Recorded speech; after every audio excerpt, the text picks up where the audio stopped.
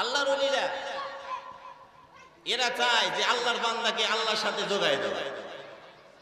ওলামায়ে কেরাম যে এত পরিশ্রম এত কষ্ট করে সবরগুলো করতেছেন, সবর করা কি কষ্ট, যারা সবর করে ওরা বুঝবে। ঠিক মতন খাওয়া নাই, ঘুম নাই, গাড়ির মধ্যে 24 ঘন্টা গাড়িতে ওলামায়ে কেরাম সবর করতেছে, শুধু একটা ফিকির, আল্লাহ ভোলা বান্দাকে আল্লাহর সাথে যোগায় দেওয়া। হযরত বাইজিদ বাজারে বাইজিদ বুস্তামি রহমাতুল্লাহি আলাইহি, ওখানে একটা বেশ্যা খারাপ মহিলা ছিল। তার কাজ ছিল হলো যুবকদের চরিত্র নষ্ট করা।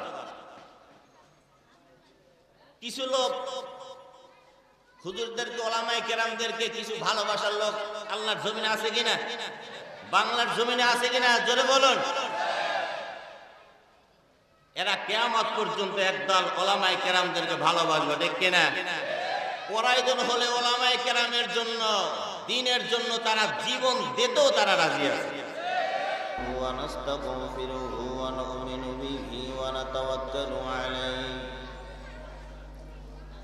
ওয়া না'উযু বিল্লাহি মিন শুরুরি আনফুসিনা ওয়া মিন সাইয়্যাতি আমালিনা। من يهده الله فلا مضل له ومن يضلله فلا هادي له ونشهد أن لا إله إلا الله وحده لا شريك له ونشهد أن محمدا عبده ورسوله الذي أرسله بالحق بشيرا ونذيرا وداعيا إلى الله بإذنه وسراجا منيرا. فقد قال الله تعالى في شان حبيبه ومحبوبه ومعشوقه مخبرا وآمرا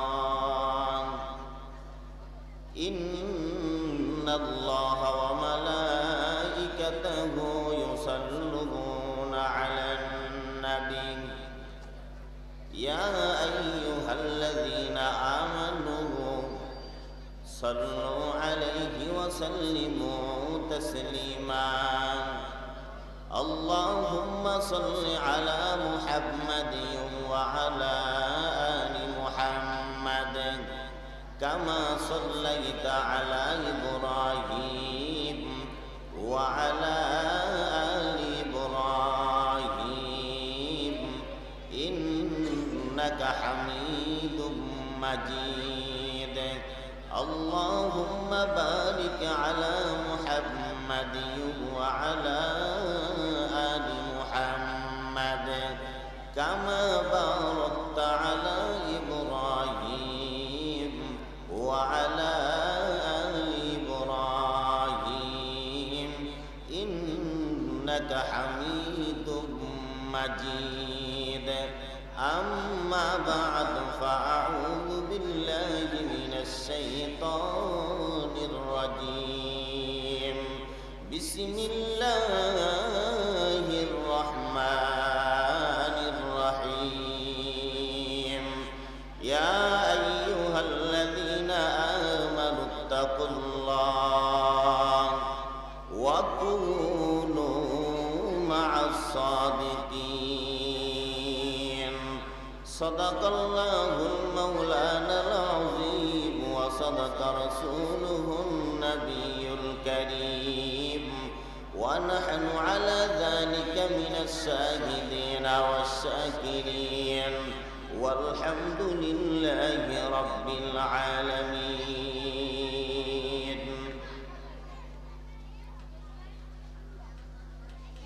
আল ইহসান যুব সংগঠন চতুর্থ বার্ষিকী ইসলামী মহাসম্মেলনের সম্মানিত প্রধান অতিথি, প্রধান মেহমান, আওলাদে রাসূল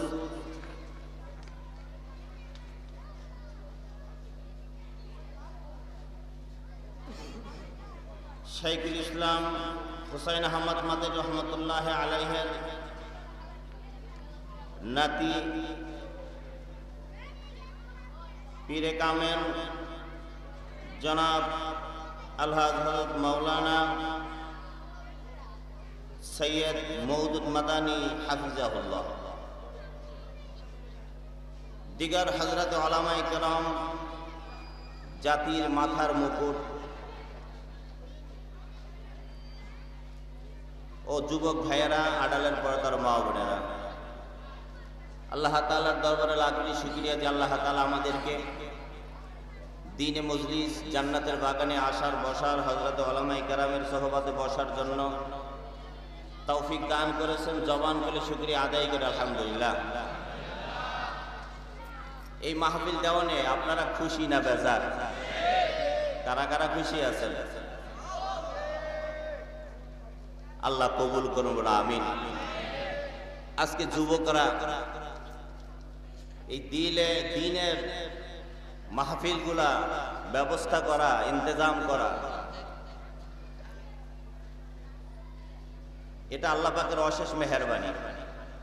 আর এই কাজগুলো উলামায়ে কেরামের সোহবতে থাকার কারণে যারা এই জান্নাতের বাগান আজকে এখানে মিলে আছেন, এতগুলো মানুষ এখানে জমা করেছেন, তারা যদি উলামায়ে কেরামের সাথে সোহবত না থাকতো আজকে তারা এই মেলা মিলাইতো না, ঠিক কিনা?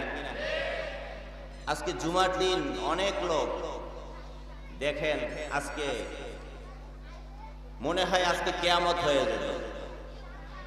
এসার সময় দেখলাম আজান হয়েছে কিন্তু মুসলমান দোকানে বসে আছে, টিভি দেখতেছে, কেউ টাচ খেলায় আছে, কিছু যুবক গেমসে এখনো খেলার মধ্যে লিপ্ত আছে, কেহ ইয়াবা হিরুজ এগুনিয়া ব্যস্ত আছে, ঠিক কিনা?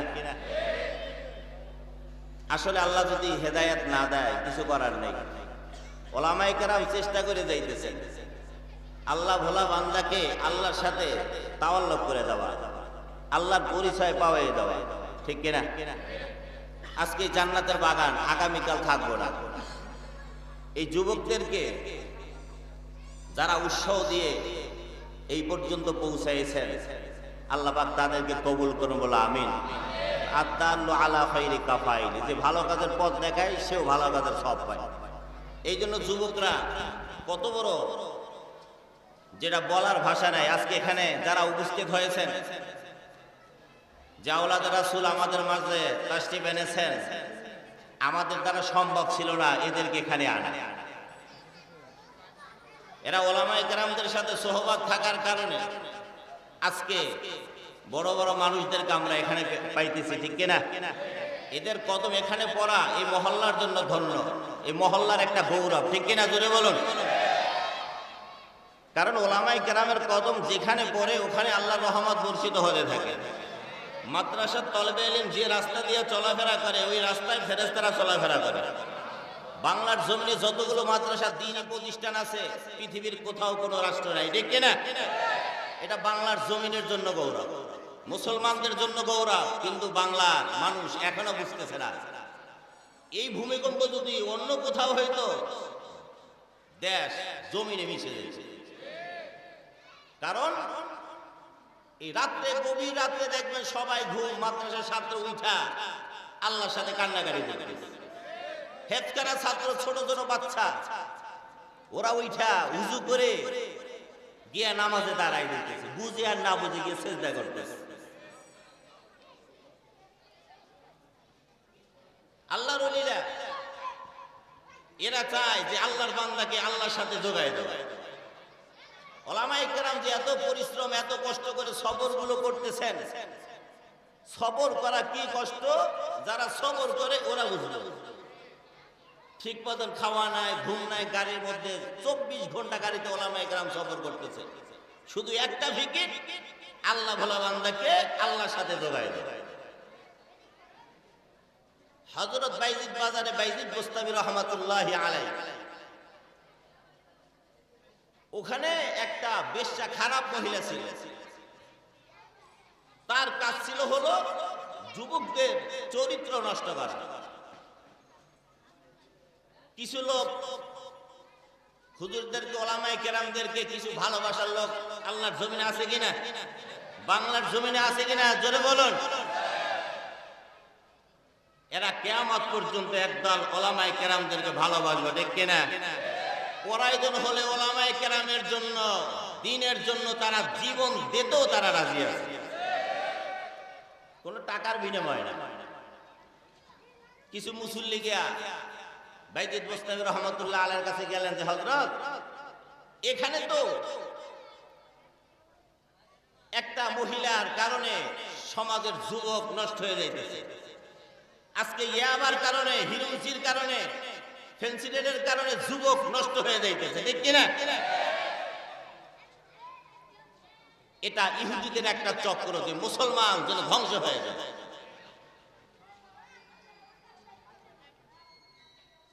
বাইজিদ বোস্তামী রহমতুল্লাহ আলাইহি খবর পেয়ে মাথার মধ্যে ফিকির একটা, যে এই সমাজকে, এই মহল্লাকে বাঁচাইতে হবে, না আল্লাহর কাছে কি জবাব দিতে হবে।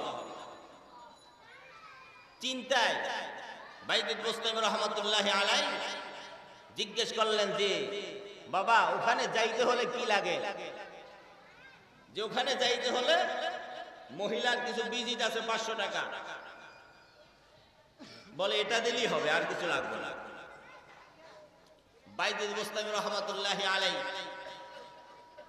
কিছু টাকা নিলেন, একটা ব্যাগের মধ্যে তসবিহ নিলেন, একটা জায়নামাজ নিলেন, এরপরে নতুন একটা কাপড় নিলেন।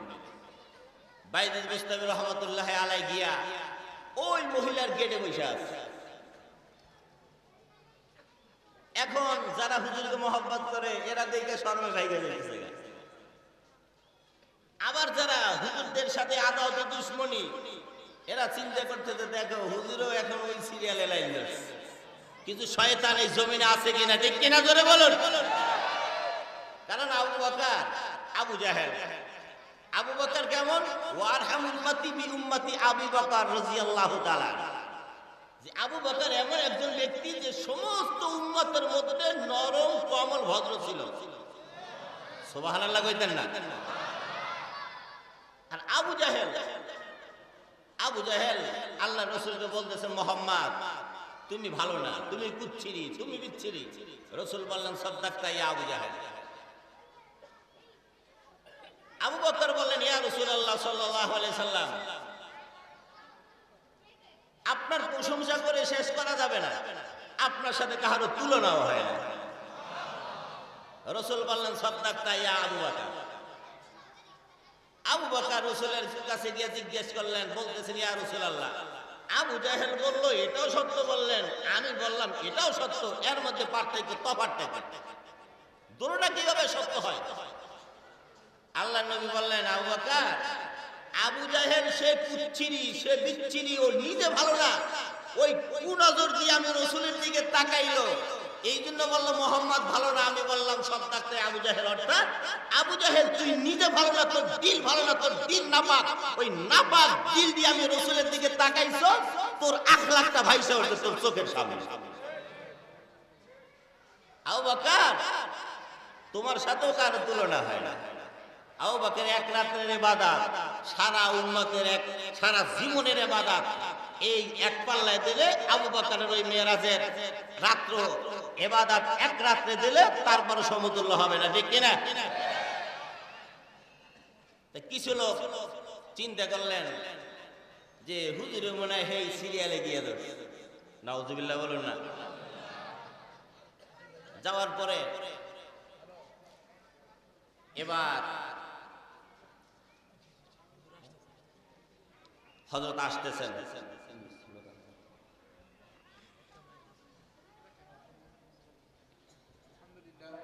আলহামদুলিল্লাহ।